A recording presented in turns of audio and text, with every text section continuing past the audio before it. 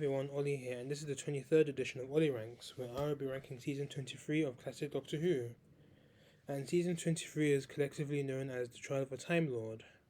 So, a bit more about this season. This season actually almost never came to be, as in 1985, a year before the season aired, the BBC cancelled Doctor Who, blaming it to low ratings, poor writing, and mediocre acting in their eyes. But after fan protest, thinking of Doctor Who in Distress, the charity single that was released during the hiatus, yes, and negotiation, the BBC actually intervened and reversed the decision and decided to put Doctor Who on an 18-month hiatus to give the show a bit of a break and to see how things can pick up from there. So this caused the original plans for the 23rd season to be pretty much thrown out, although some of the planned stories are actually adapted into books or other expanded media formats. Some of the more notable ones included the Nightmare Fair, which would have taken place after Revelation of the Daleks, and this would have seen the Doctor and Perry face off against the Celestial Toymaker in Brighton, because at the end of Revelation, the Doctor said he wanted to take Perry to Brighton, but then the Brighton was actually cut out from the original filming. This story was actually novelized and published a few months before season 26 aired, and Big Finish made it into a story 20 years after the book was released. Then we have Yellow Fever and How to Cure It, and this would have been a story set in Singapore with the Brigadier or the Autons and the Master and the Rani and that would have been written by Robert Holmes, but that was never adapted into anything. A story with Syl teaming up with the Eyesoriers, and the story that wouldn't and story called Mission to Magnus. I don't think that was adapted to anything either. And The Ultimate Evil, a story in which the Doctor would have fallen under the influence of a raid that was turning good-natured people into killers, and I think that was adapted into a Big Finish story as well. So with this new season, it came a new format, a shorter season with all four stories airing across 14 weeks, and the show was airing from September to December instead of the usual January to March schedule, and this format will remain until the end of 1989. So this new season had the new season-long overarching storyline. The second time this has actually happened in Doctor Who, as we all know, the first time this was in The Key to Time. And in this season, the Doctor is standing trial for crimes he's said to have committed, with execution on the cards if found guilty. It was almost as if Doctor Who was on trial itself, with the BBC, and with aspects that were being criticized for being used as evidence, so to speak. So Colin Baker returns as a Sixth Doctor, although Colin Baker was fired at the end of the season, of prematurely ending his era. Then the BBC decided to put the blame on him for the failure of Doctor Who for the last couple of years. And Nicola Bryant returns as Perry Brown, but Bryant actually leaves midway during the season, and where Perry is seemingly killed, but it's revealed at the end that she actually survived. And we also have a new companion in computer programmer Melanie Bush, who is better known as Mel. Although when we first see her in Terror of the Vervoid, she's actually been travelling with the Doctor for quite some time, and we don't know in TV-wise how she joined the TARDIS. So we also have two new cast members. Also, we have Linda Bellingham. She plays the Inquisitor. She's the judge, so to speak. She's pretty much proceeds over the trial, and Michael Jaston playing the Valiant, and he's basically the Doctor's prosecutor. So in behind the scenes aspects, John Nathan Turner returns as the producer, and Eric Sayre returns as the script editor, but Eric Sayre decided to leave Doctor Who during this making of the season after one too many disputes with John Nathan Turner, but their relationship had been pretty much been deteriorating for a while. But he does return in the Ultimate Foe to try and adapt Colin Robert Holmes's version of the Ultimate Foe for television, but then unfortunately Robert Holmes died, so he was only able to get some outlines from him. Part 13 was able to get aired, but Part 14, Robert Holmes's Part 14, was rejected by John Nathan Turner because it felt that the ambiguous ending of the Doctor with the Valiant falling into this time vent with no escape felt a bit too would have allowed the BBC to cancel Doctor Who altogether. So that caused Eric Sable to leave the show, and that's how he decided to give a very scathing interview criticizing John Nathan Turner and Colin Baker. So as you can hear, this season was very chaotic to make. So if you're not familiar with this ranking reviews, I'll be ranking all 4 stories from this season from my least favourite to my most favourite. Also, another reason is because I actually count all 4 stories in Trial of a Time Lord as individuals, so I can actually rank them, as opposed to doing them all at once, and they'll pretty much be getting us nowhere. 4th place is Mind Warp. What brings this story down was how convoluted the plot was, and in terms of if the Doctor was really negligent and careless, and then when he did and 180 back to his old self, although this was Cruisier's doing, and even with the ending of the story with Perry getting killed, who made things even worse, but the ending of the season actually did reverse some of the decisions by having Perry survive, so that kind of made things a bit clear in a way, but then it was a bit so to speak. But even with the ultimate ending with Perry surviving, was the Doctor actually affected, or was it just the Valia just making up, tampering things as he goes along? It's still rather unclear. Aside from that, what also brings the story down was the pacing, as the story was rather boring and dragged us until the end, where Perry was killed and the Doctor was recalled to the space station. The acting was quite good. Colin Baker, especially when he was reacting to Perry's death and how he realized he couldn't actually remember what happened to Thoros Beta, it was nice seeing the Sixth Doctor so vulnerable here. And I do like how the mystery of the story with the Doctor being unable to recall what happened on Thoros Beta because of Cruiser, which allowed the Valiant to manipulate things to his favour. So it was a good way in continuing the trial storyline. Nicola Bryant did direct when she worked with Brian Blessed, and even though Bryant actually did do a bit of hammy acting when Kiv's mind was literally in her body, so we do get to see a bit of a nice theatrical villainy side to her, but yeah, I think it was quite boring. Sidecast was a bit dull, story dragged a ton, still was a bit annoying, mostly forgettable apart from Perry's death. So I pretty much give Mind Warp a 4.5 out of 10. In 3rd place is Terror of the Vervoids. I don't think the story is as bad as fans make it out to be, but there are some issues that really do hinder the story. Yeah, and the trial scenes were very much an excuse for just padding for the story. And it also pretty much stems from Eric Sayward leaving the show, so Johnny Fontana pretty much had to step into the role of script editor for the story, and you can tell it is a bit patchy in some places. But with that being said, now the Doctor being charged with genocide by the Valiant by doing this through mid-trial is quite whack. Like, it made things more interesting. The plot wasn't so bad I like the whole murder on the Orient Express in space theme actually comes to play here, and I think in the Capaldi area actually literally does this whole murder on the Orient Express thing. I think for Mummy on the Orient Express as well. Well, it made things more interesting by having the usual murder tropes such as the saboteur being completely hidden, seeing just pretty much murdering people and just causing mayhem on the ship, so to speak. So it was quite fun and camp as well. Well, the Vervoids, less said about them the better because they look fucking awful. The side cast are alright, and this is obviously the first appearance of Mel. Though in this story she actually joined the Doctor beforehand. And even though in the trial room the Doctor is actually using this from his future, so this is actually the first time he's actually seeing Mel. But from this story's perspective, the Doctor Mel had met before since.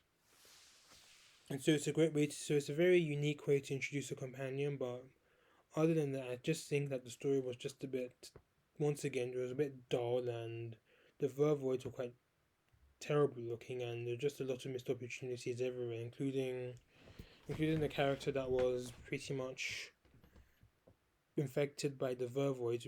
I would like to have seen her maybe become a Vervoid herself, and we could have seen a nice transformation scene, or would she have been like torn between two sides or whatever? So yeah. So aside from that, I give that story a 6.5 out of 10. In second place is The Ultimate Foe, the final installment of the season, and this was a pretty epic story in terms of the plot of who the Valiard really is and how potentially dangerous the situation could get. And the Valiard, of course, as we know, is an evil version of the Doctor who was hired by the Time Lords to scapegoat the Doctor into because of what happened on Ravlox and Earth, with the sleepers wanting to sell the secrets of the Matrix in regards to the Time Lords to the general public, but the Time Lords pretty much intervened, prevented that, and sent Earth away 2 million light years away to try and cover it up. And as we all know, I liked how the story actually explores the Doctor's own morals, and as we all know, the Doctor has good morals and would do anything to save the day, but how far would the Doctor go in terms of saving the day is what pretty much puts the Doctor's morals into question. Is the Doctor really a good person or a bad person? And of course the Valiard, which is why we have the Valiard. And the Valiard, as we all know, is an evil version of the Doctor, placed between the Doctor's 12th and 13th regeneration, and obviously the Valiard lacks the Doctor's moral code, and which even terrorizes the Master. And of course, as with any other Whovian, we all have our theories on who the Valiard is. I have mine, and I'll share it. I might share it one day. If you want me to share it, let me know if you want to hear who I think the Valiard is. But plot aside, having completed this story with the whole drama about part 14, which I explained in my review, was pretty cool and pretty impressive as well. And it managed to deliver what the story was trying to tell, and Pip and James' version of part 14, though very Pip and Jane Baker-esque, but it did actually manage to salvage Doctor Who for at least another couple of years. Yes, and of course, Colin Baker delivers massively in what would turn out to be his final regular appearance as the Sixth Doctor before giving his marching orders by the BBC. Malcolm Jaston was great as the Valiant, as was Bonnie Langford as well, and I do think that this is Mel's best story. Klitz was good as well, and him being put of a master was a bit of an odd idea, but it fits in somehow with his priority of him trying to make money regardless of who he works with. Perry's different mind warp is retconned here, as if it was revealed by the Master that the Violet had pretty much forced for that piece of information, and she has fallen in love with King Kronos. And it does fix how hasty her death was, but it does also fall into the trap of how, even in 60s Doctor Who, when you just have companions just randomly falling in love with one of the side casts and just deciding to randomly spend the rest of their lives with them. So, yeah, that's pretty much that. Other one criticism I do have is how different in tone part 13 and 14 was. Though part 14 does have that seriousness, but it does have the whole Pip and Jim Baker campiness, silliness feel to it. And of course, part 14 could have been literally done in 25 minutes. I do think there were scenes that it could have really done without. Now, the original cut was 40 minutes long, but John Nathan Turner was able to cut it down to a mere 30 minutes. I do think that a good 5 minutes could have been cut out. Like, maybe I think, for example, with Mel running into the. Even though I do like this scene, maybe Mel trying to enter the Matrix the first time, but they keep preventing her. But I think that could have been cut out. And maybe some other scenes as well. Well, but yeah, so I give The Ultimate Foe an 8 out of 10. And in first place is The Mysterious Planet. And I think this is the best story of Trial of a Time Lord in my opinion. Returning after an 18-month hiatus, this story pretty much proves that there is still life in Doctor Who just yet. Now filming on videotape with new CGI effects and introducing a seasonal mystery, this story pretty much proves what Doctor Who should be and how it should have been the whole time. The plot was very interesting. I like the whole mystery of Ravlox and River, it was Earth or not, and it turned out it was. And why the Doctor's on trial. The acting was quite good here as well. I do like how the Doctor and Perry weren't even bickering, and they were pretty much enjoying each other's company upon their arrival on Ravelox, as they're pretty much arm in arm with each other, but it's still quite good. We do have good introductions to the Valiard and the Inquisitor as well, and we also have Glitz making his first appearance, and Glitz is a very interesting character, and it's very nice to see him back, for another few stories. And I just realized I do somewhat look like Glitz in a way, but whatever. And it also, when he had, this is also your typical Robert Holmes stories with dangerous enemies with some political tidbits here and there. And he actually does reuse the plot of the Crotons for this story, as the Crotons had members of society, intelligent members of society, being taken from their habitat and living and aiding robots as such. And this is pretty much evident with those two blonde guys that we see with Drathro, who I think was a very good villain. And I do like how this story pretty much is very much like a Doctor Who story, minus with getting rid of the violence and the high death counts that pretty much plagued the previous two seasons. Although we do see some very gnarly deaths here, but then it's not as bad as it was in other stories. Anyways, but I do like how it pretty much lays out the foundation for Trial of a Time Lord, but I do think that it does lose plot points for originality because, as I said before, this story is pretty much the Crotons but with a bigger budget, and I think that's what pretty much prevents the story from being a perfect 10. And I actually do like how this is pretty much a good part of why the Doctor is on trial, because, as I said before, what happened on this story was pretty much due to Time Lord influence, and the Time Lord wanted to pretty much scapegoat the Doctor, by having Ravelox moved so they can try and prevent the secrets of the Matrix being leaked out. So yeah, I give this story a 9 out of 10. So to conclude, I think the Trial of a Time Lord is a good season. Good start, but the ending and the middle. Good start and ending, but the middle was just very messy due to the behind the scenes issues and politics that are pretty much spilling into the writing of these stories, and it pretty much affected the plot and pretty much almost sabotaged the Ultimate Foe. But it's still a small improvement from season 22, but it wasn't just about.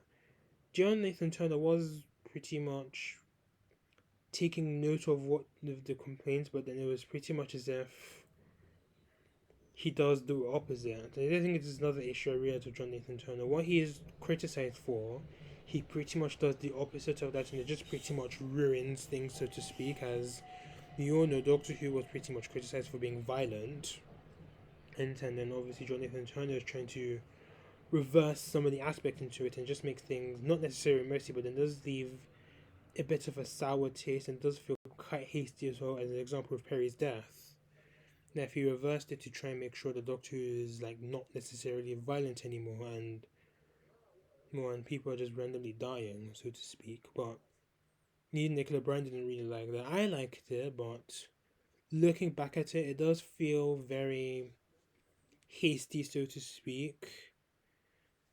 Because there are still some faults with Doctor Who in the late 80s, and things, even though Doctor Who does return later, does come back for another couple of years, but things are still pretty icy between the BBC and Doctor Who, so to speak, and with things made even messier when they decided to fire Colin Baker. So yeah, John Nathan Turner is just pretty much all over the place still, so he hasn't really learned his lesson from the 18-month hiatus, so I give this season the grade C-.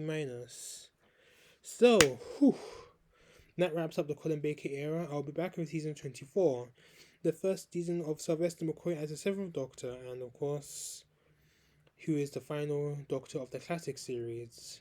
And of course, I'll be doing the Scream reviews at some point. Maybe if I can try to squeeze it in somewhere, I'll do so. So thanks for watching. Please let me know what were your thoughts of this video and Trial of a Time Lord itself. And please subscribe to my channel if you haven't done so already. Until then, see you later.